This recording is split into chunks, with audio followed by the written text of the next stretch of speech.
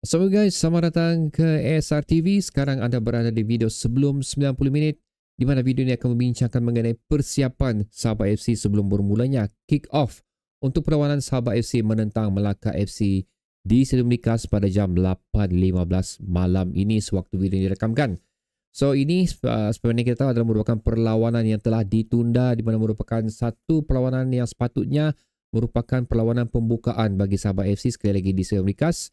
Dan ini telah diahlikanlah pada 29 hari bulan. So, terlebih dahulu, aku mau bercerita, ini adalah merupakan satu perlawanan miss opportunity untuk Sabah AFC sebenarnya, di mana sekiranya kita dapat melalui perlawanan ini seperti mana yang telah dijadualkan, aku yakin ianya akan menjadi momentum yang terbaik untuk Sabah AFC, especially apabila kita menentang Kuala Lumpur dan juga Kelantan pada tempoh hari yang hanya kita mampu membawa pulang 2 mata daripada 2 perlawanan tersebut.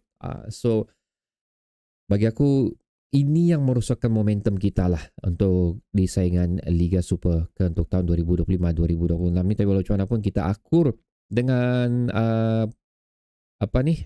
pemindahan perlawanan menentang Melaka ni, dan of course kita akur juga dengan keputusan 2 seri yang telah kita lalui hasil pada 2 perlawanan, dan aku menganggarkan juga ini adalah perlawanan yang akan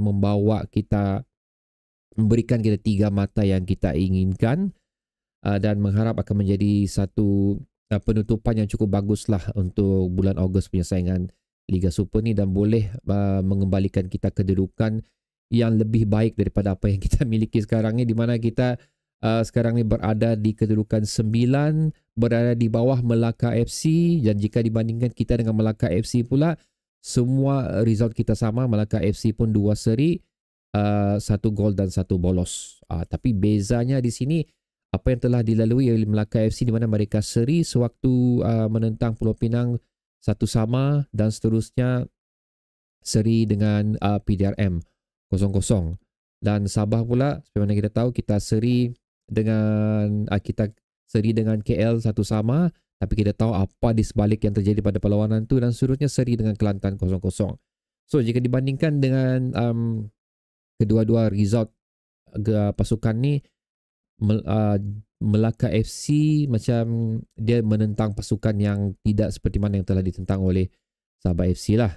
So aku sendiri menganggarkan Kelantan sebenarnya tidak begitu kuat, tapi sebenarnya kita tahu Kelantan pula adalah merupakan salah satu tim yang memberi kebangkitan yang cukup ketara, seperti mana juga Negeri Sembilan, membuatkan 2 perlawanan tersebut menjadi amat sukar untuk kita. So okay, sama ada KL City, Kelantan yang hebat, ada antara pasukan yang hebat dan kita tidak berjaya mengutip 3 mata, ataupun kita sendiri menjadi pasukan yang sebenarnya tidak hebat yang menyebabkan kita tidak berjaya mengutip 3 mata.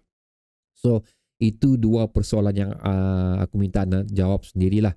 Tapi bagi aku sebenarnya squad list Sabah FC ni cukup bagus untuk mengundi perlawanan tu. Tapi sekali lagi, untuk Kuala Lumpur tu unfortunately kad merah untuk pemain kita, dan untuk Kelantan tu kita tidak menjangka kebangkitan Kelantan lah, lebih kurang macam tu. Jadi persiapan untuk Sabah FC ni guys, aku sudah cuba buat pencarian di Google search apa semua, tapi buat masa video ni dikeluarkan tidak ada sebarang perkongsian yang cukup besar, especially persiapan pemain. Adakah Sifu dan juga Stu boleh diturunkan? Tidak ada dibincangkan pada mana perkongsian. Lagipun di oli perkongsian yang ada cuma daripada Bernama dan juga daripada Daily Express Malaysia, itu saja. Daripada Bernama tu ini lebih menceritakan mengenai JP punya harapan untuk perlawanan ni, di mana JP memfokuskan latihan untuk pasingan, pergerakan untuk mencari gol dan mencipta peluang. Itu yang dinyatakan oleh JP lah. Maksudnya dia mau mempertajamkan lagi bahagian serangan Sabah FC ni, yang buat masa ni masih lagi tidak begitu meyakinkan untuk menjaringkan gol. Aku tolak untuk saingan Piala FA. Aku cuma bercerita mengenai apa yang telah kita lakukan di saingan Liga Super ni saja setakat ni, di mana 2 perlawanan hanya 1 gol yang berjaya dilakukan setakat ni. Walau macam mana pun JP memuji pertahanan Sabah FC, kerana sekali lagi selepas berakhirnya 2 perlawanan untuk Sabah FC, kita adalah antara tim yang terbaik dari segi pertahanan, di mana hanya bolos sebanyak 1 gol. So again, ianya setanding dengan Kuching. Kuching pun bolos 1. Sekali lagi Melaka bolos 1 dan juga Sabah bolos 1. Dan ianya terbukti juga sewaktu kita berada di saingan Piala FA lah, lebih kurang macam tu. So antara news lagi yang aku ingin share dengan kamu adalah perkongsian daripada Daily Express Malaysia, tapi ini pun agak lama sudah dikeluarkan, di mana ini kalau kamu Daily Express Malaysia ni cuma ini berbayar lah, cuma aku baca apa yang sempat yang boleh dibaca saja, iaitu artikel yang dikeluarkan oleh James Wong sendiri, di mana beliau Datuk James Wong mengharapkan di mana Stu boleh kembali dalam perlawanan ni, dan begitu juga dengan Sifu lah, di mana seperti mana kita tahu hasil daripada tidak boleh menurunkan dua pemain ni ianya telah memberi impak besar sewaktu menentang Kelantan tempoh hari. Ada juga mengatakan itu bukan alasan untuk kita tidak berjaya mengutip 3 mata pada perlawanan tersebut, guys. Setiap pemain ni ada peranan dia tersendiri. Itu. So jika pemain yang diharapkan untuk berada di position tersebut tidak dapat diturunkan, ataupun jika dia diturunkan tapi malangnya pada perlawanan tersebut dia punya mainan pula macam berada di tahap yang rendah, ini boleh berlaku pada mana-mana pemain profesional sekalipun. Bukan semua perlawanan, contoh kalau macam di EPL, okay, kita we talking about Ronaldo.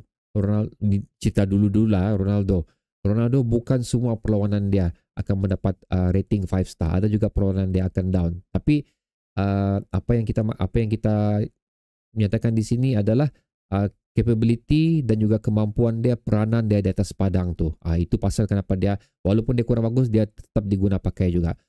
Cumanya untuk Sabah FC ni, pemain yang kita harapkan untuk berada di bahagian midfield untuk menggerakkan bahagian midfield atau memberi kesinambungan di antara pergerakan bola daripada defense, midfield ke serangan, kita tidak miliki pemain tersebut sewaktu menentang Kelantan. Jadi seperti mana juga James Wong, aku juga mengharapkan Sifu dan juga Stu dan of course Pelicanos sendiri pun dapat disenaraikan pada perlawanan ni. Again, walaupun kita menentang Melaka, nampak gayanya boleh kita turunkan pemain yang lain. Cuma bagi aku amat penting untuk kita menurunkan starting 11 kita untuk kita secure 3 mata tersebut. So aku tidak mahu lagi dengar alasan nanti macam mungkin kita seri perlawanan ni ataupun kita kalah perlawanan ni dan alasan-alasan lain yang keluar.